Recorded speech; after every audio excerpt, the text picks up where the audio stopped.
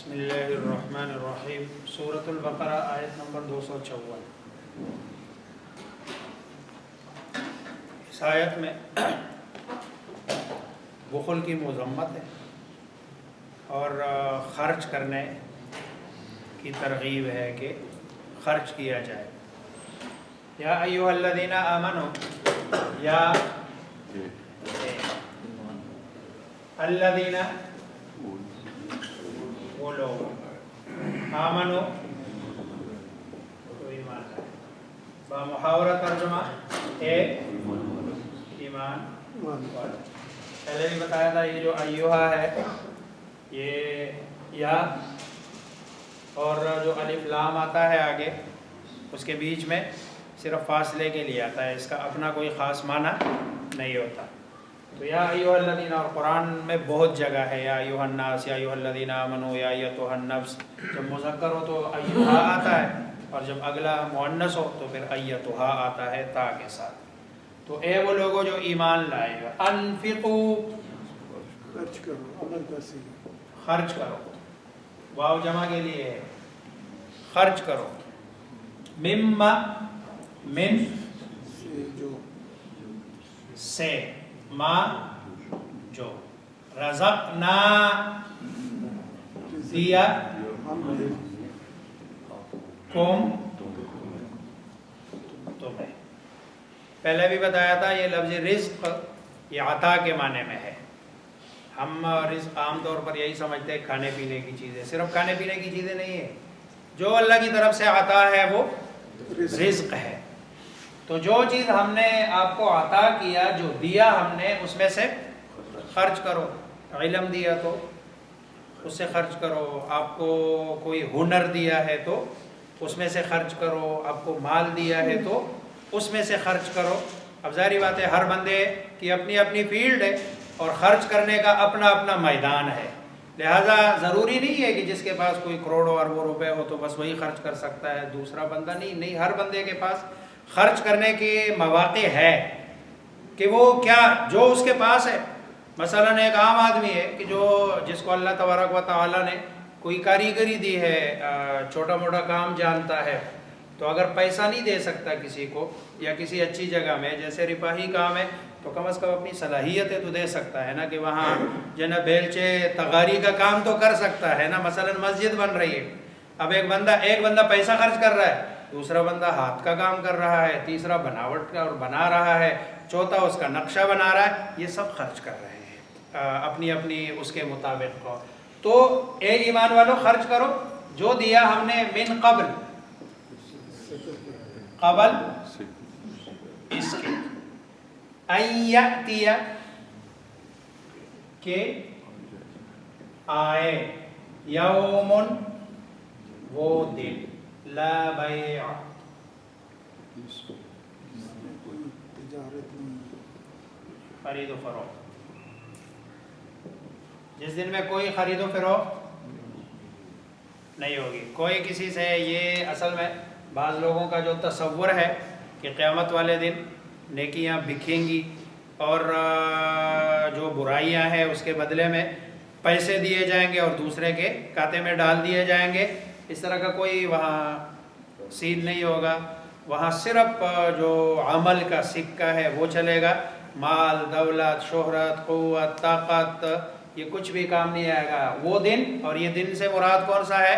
قیامت والا دن۔ لا بیع فیہ، اس میں خرید و فروخت کچھ نہیں ہوگی۔ ولا خلہ،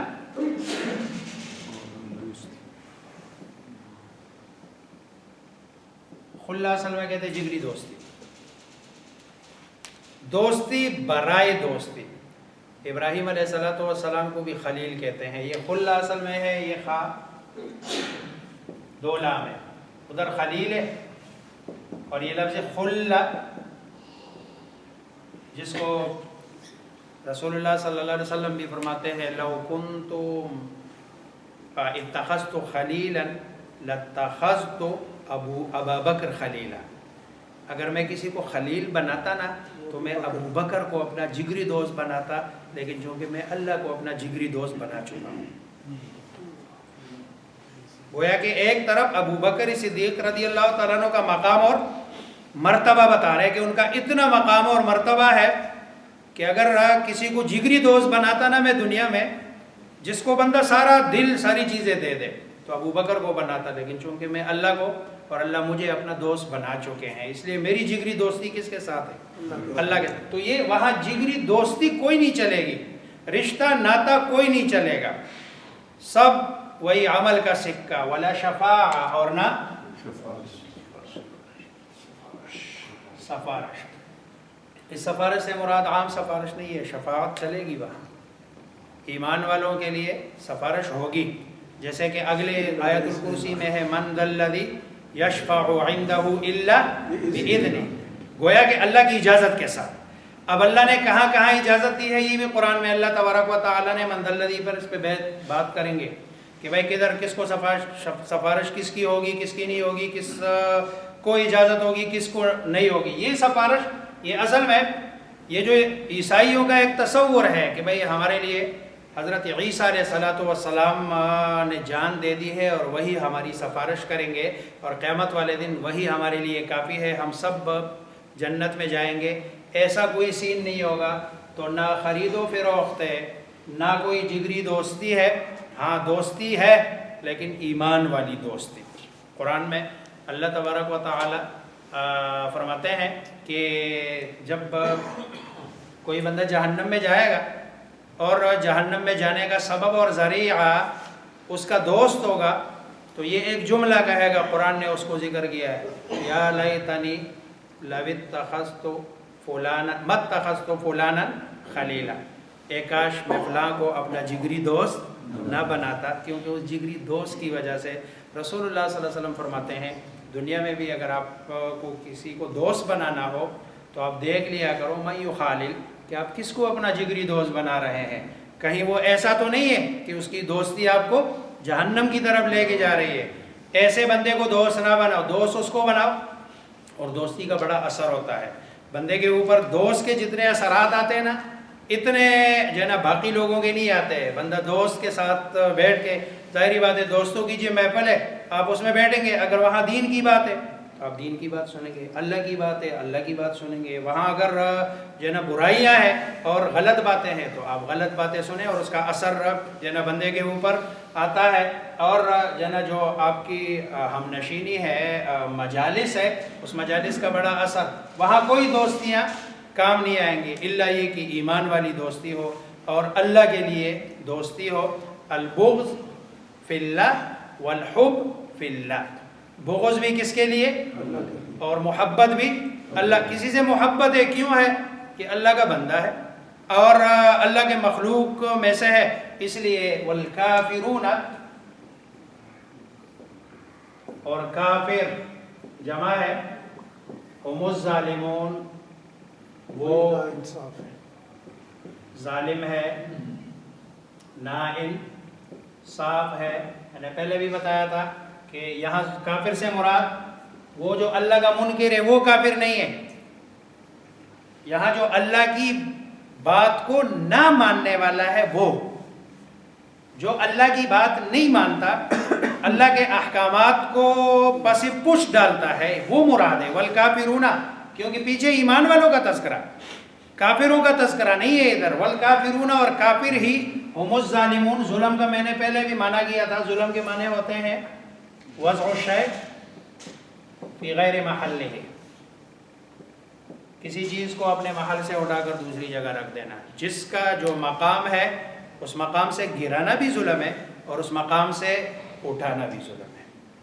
گویا کہ ہر چیز کو اپنے مرتبے کے مطابق حیثیت دینا یہ عدل ہے، یہ انصاف ہے، اور کسی چیز کو اس کے مرتبے سے گرانا یا اس کے مرتبے سے اٹھانا یہ ظلم ہے۔ اس لیے قرآن میں اللہ تبارک و تعالیٰ فرماتے ہیں سب سے بڑا ظلم کیا ہے؟ شرک، ان الشرک لظلم عظیم۔ کیوں؟ اس لیے کہ یہاں مرتبہ بہت اونچا کیا، جب آپ کسی بندے کو اللہ کے برابر کرتے ہیں تو اس کا مطلب یہ ہے کہ آپ، اور یا پھر ظاہری بات ہے یا اللہ کو نعوذ باللہ، جہاں بندہ سوچ بھی نہیں سکتا۔ اس لیے قرآن میں اللہ فرماتے ہیں ان الشرک لظلم عظیم، کہ آپ نے مرتبے دونوں اونچے نیچے کر دیے، اور یہ بہت بڑے مراتب ہے کہ جس میں آپ اونچ نیچ کر رہے ہیں. والکافرون هم الظالمون. تو یا ایھا الذین آمنوا، اے ایمان والو، انفقوا خرچ کرو، مما رزقناکم اس میں سے جو میں نے تمہیں دیا ہے، من قبل ان یأتی یوم اس دن سے پہلے، جس دن لا بیع فی جس میں کوئی خرید و فروخت نہیں ہوگی، ولا خلہ اور نہ دوستی کام آئے گی، ولا شفاعہ اور نہ کوئی سفارش، والکافرون هم الظالمون اور کافر ہی نا انصاف ہے، کافر ہی ظلم کرنے والے ہیں. یہ آپ سب کو سمجھنے عمل میں نہیں.